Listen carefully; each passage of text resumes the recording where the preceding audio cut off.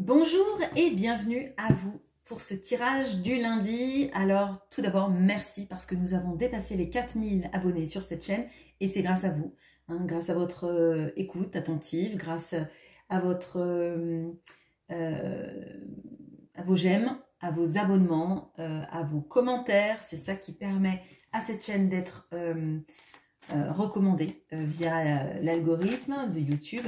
Et merci, parce que c'est alors c'est presque inespéré pour moi en fait, hein, je vous le dis clairement, c'est une grande joie et ça me récompense énormément de toute façon. Enfin voilà, ça me fait du bien, donc merci à vous de participer à ce que cette chaîne continue d'exister. Alors, de quoi va-t-on parler aujourd'hui en ce lundi de Pâques? Ok, bon, on va parler d'amour. On va parler d'amour. Ok. Est-ce que je peux en avoir un peu plus? Parce que là, j'ai beaucoup de choses. Là, j'ai l'amour de jeunesse. J'ai... Ok. Là, on a un amour très fort, très intense. Potentiellement, que vous pouvez aussi assimiler à un lien d'âme. Et alors, par contre, on a un amour qui est caché. Alors, potentiellement, il y en a un des deux qui ne s'exprime pas trop sur le sujet, qui est peut-être même d'ailleurs en silence sur tout ce que cette personne ressent, d'accord? Mais au fond de vous, il y a quelque chose de très fort qui vous dit que c'est pas n'importe quelle relation. Avec le 6 de coupe, on a vraiment cette notion-là, hein,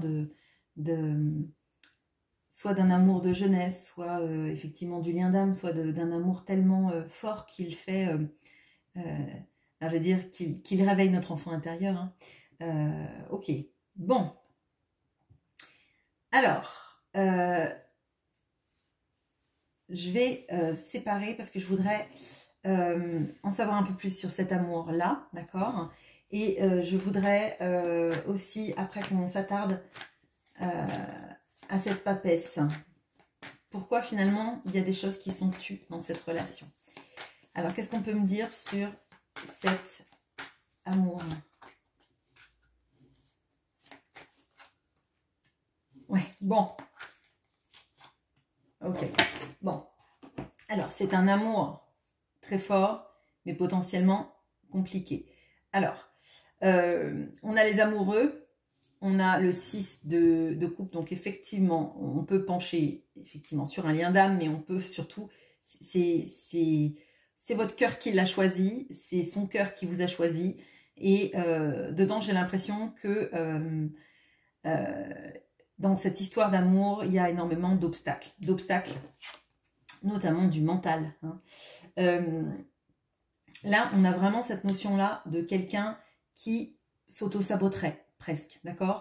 Alors, avec ce 3 de coupe, on a des envies de retrouvailles, on a des envies d'être ensemble, d'une part, mais on peut aussi avoir une situation triangulaire d'un autre côté. Alors, la triangulaire, c'est pas forcément qu'il y a une autre femme, ça peut vouloir dire qu'il y a des personnes tierces qui viennent dans cette relation pour la saboter, pour... même si c'est pas un sabotage effectif, vous voyez, ça peut être des personnes qui ont leur mot à dire, qui pensent que c'est important que la personne de votre cœur, ou que vous, hein, ça peut être aussi de votre côté, leur appartient, je dirais, hein, d'accord? Une notion ça serait mieux que tu refasses ta vie, mais quand nous on sera prêt, est-ce que tu la refasses? Vous voyez ce que je veux dire? C'est très clairement cela. On voit que c'est très intense, c'est très fort. Ce que je vous ai dit tout à l'heure, vos cœurs se sont choisis, mais le mental pèse beaucoup là-dedans. Il y a des obstacles qu'on se met, des obstacles que la vie vous met sur votre chemin. Ok. Ok. Très bien. Alors, du coup, on va regarder cette grande prêtresse. Donc, pourquoi est-ce que vous ressentez tout ça, mais que ça reste plus ou moins caché ou pas assez dans la matière, je dirais? Parce que là, avec la grande prêtresse, on sait, comme avec là, qu'il y a quelque chose de très fort et très intense, Mais j'ai l'impression que dans la vie de tous les jours, dans notre vie d'humain, on va dire, c'est pas un couple rassemblé, vous voyez. Ok. On a le 10 de denier, on a le roi de coupe. On a le cavalier de bâton. Bon, alors...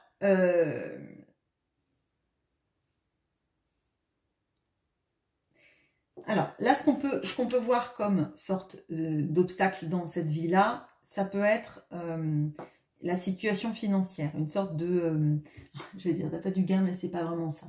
Une sorte de stabilité financière et d'envie de vivre très à l'aise qui met des barrières. Alors, soit votre autre a quelqu'un dans sa vie et des biens en commun et ne lâche pas ça. D'accord? Soit c'est quelqu'un de célibataire qui a ses habitudes qui sont ancrées de vivre comme lui ou elle a envie de vivre, sans se poser des questions sur le partage, je dirais. On pourrait avoir même un 6 de denier dans l'équation, si vous voulez. On a quelqu'un, effectivement, qui est plutôt taiseux sur les sentiments, d'accord? Qui les ressent, mais qui ne les dit pas forcément. Là, avec le roi de coupe, c'est pas le cavalier de coupe. C'est pas celui qui va aller... déclarer son amour, qui va aller parler des sentiments. C'est plutôt quelqu'un qui les ressent, mais qui les garde pour lui ou pour elle, d'accord? On a quelqu'un aussi qui est extrêmement motivé par la mise en place de projets. Alors peut-être que c'est mise en place de projets pour gagner de l'argent et pour consolider sa situation financière aussi, et que ça passe avant tout ce qu'on ressent. Tout ce qu'on ressent est à l'intérieur, mais on n'a pas envie de donner toutes les clés pour se jeter dans cette histoire d'amour et faire en sorte que ça soit notre point focal. Bon, c'est clair que c'est pas très joli, mais les sentiments sont quand même là. Et il y a surtout cette notion-là des sentiments qui sont forts et des deux côtés qui sont partagés. Seulement, je pense qu'ils sont beaucoup plus tus par cette personne parce qu'elle ne peut pas mobiliser toute son énergie dans les deux pans de sa vie et qu'il y a quelque chose vraiment sur le travail et l'argent ou faire fructifier l'argent. Vous voyez, si c'est pas quelqu'un qui travaille encore, qui est à la retraite ou... qui, je sais pas, ou qui est rentier, j'en sais rien, il y a cette notion-là de faire fructifier l'argent pour en faire quelque chose. Ça pourrait être des investisseurs, ça pourrait être des personnes oui, des personnes qui ont des immeubles, des biens immobiliers, des parts dans des entreprises, des choses comme ça. Bon, ok, très bien, très bien, très bien. Alors, du coup, pourquoi est-ce qu'on me parle de cette histoire d'amour aujourd'hui? Ok, alors on a la lune. Alors, la lune, la pleine lune, c'était la semaine dernière. Je pense que ça a dû remuer. Hein, ça a dû remuer, peut-être chez vous, peut-être chez l'autre, peut-être chez vous deux. Ça fait ressortir des peurs. Peut-être des peurs que l'autre ne s'engage jamais, peut-être des peurs que vous quittiez cette personne. Mais en fait, la lune, c'est à la fois l'intuition, et on le ressent avec la papesse, mais ce sont aussi les peurs de ce qui est caché, d'accord? La lune nous parle aussi du cancer, donc je ne sais pas si votre autre est cancer ou a des aspects en cancer, ou dans des signes d'eau, mais c'est assez intéressant, parce qu'en fait, moi ce que je ressens, c'est que la personne aussi en face de vous a peur de se dévoiler, vous voyez, comme si en fait en mettant son cœur à nu, elle avait peur d'être blessée. Ok, bon. Donc, ok, ah, oui, alors on a quelqu'un qui bouge pas énormément dans ses schémas.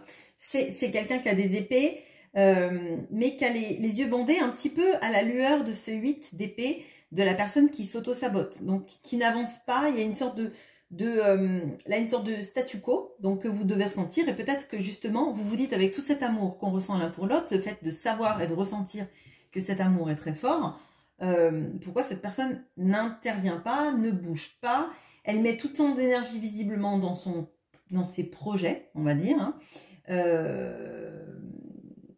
mais pas dans votre histoire d'amour. Ou en tout cas, si elle met des choses dans votre histoire d'amour, ça paraît un peu, alors j'allais dire superficiel, mais pas dans l'intensité d'un sentiment, plutôt sur la démonstration, vous voyez?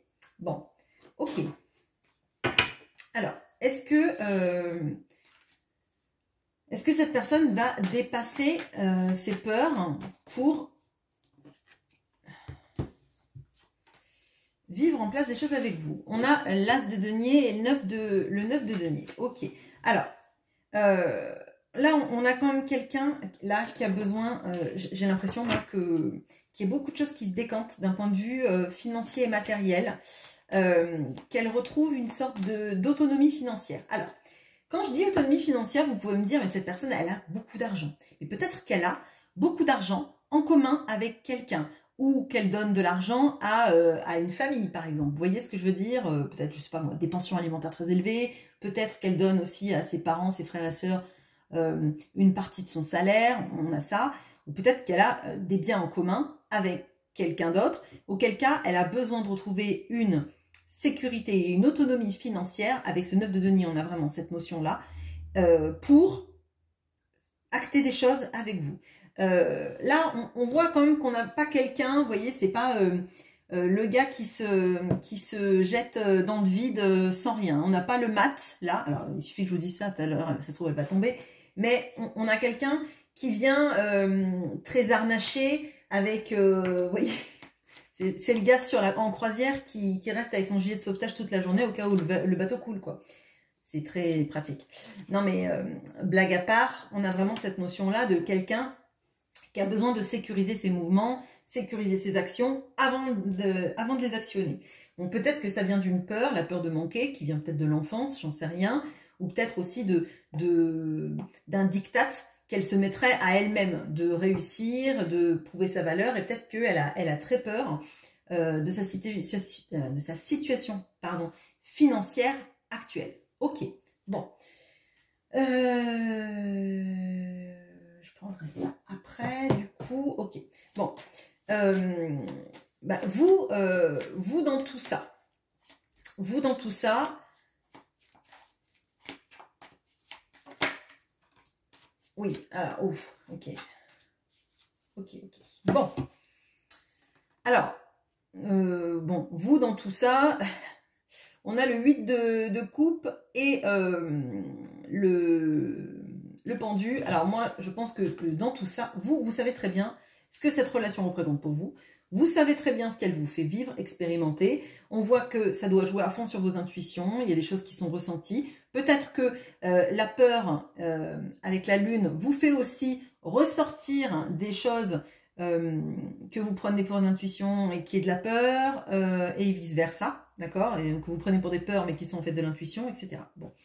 Là, moi, là où vous en êtes, on voit le 8 de coupe et le pendu. Le 8 de coupe, ça va nous parler d'être sur le point de tourner le dos à une situation parce que pour vous, votre vision, elle a changé. Il y a des choses que vous voulez plus revivre. Il y a des choses que vous avez compris et vous n'avez pas besoin en fait de refaire j'allais dire, vous n'avez pas besoin de faire 75 exercices. Vous avez compris la leçon, d'accord? Donc, pour moi, en fait, si cette personne ne bouge pas, vous êtes sur le point, effectivement, de partir, malgré tout l'amour qui se passe, parce que c'est insatisfaisant, en fait.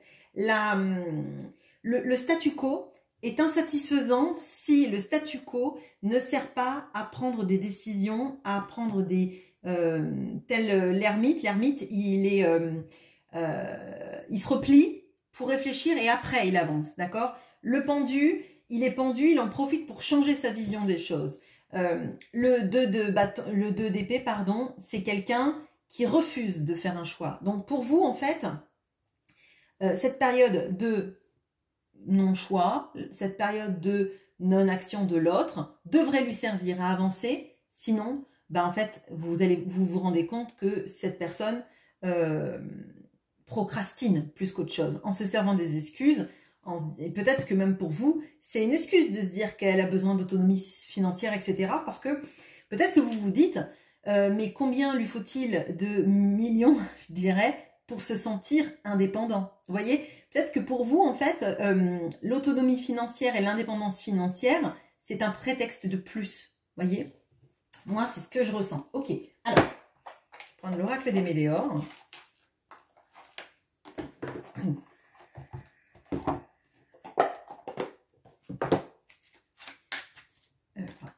Alors, Pourquoi c'est retourné ça? Ah, attendez, excusez-moi, je vais la remettre dans l'ordre parce que j'aime pas avoir des cartes qui sont... Alors, quel conseil pour votre autre? On a une réharmonisation générale. Bon, alors là, je pense que votre autre doit se poser réellement des questions sur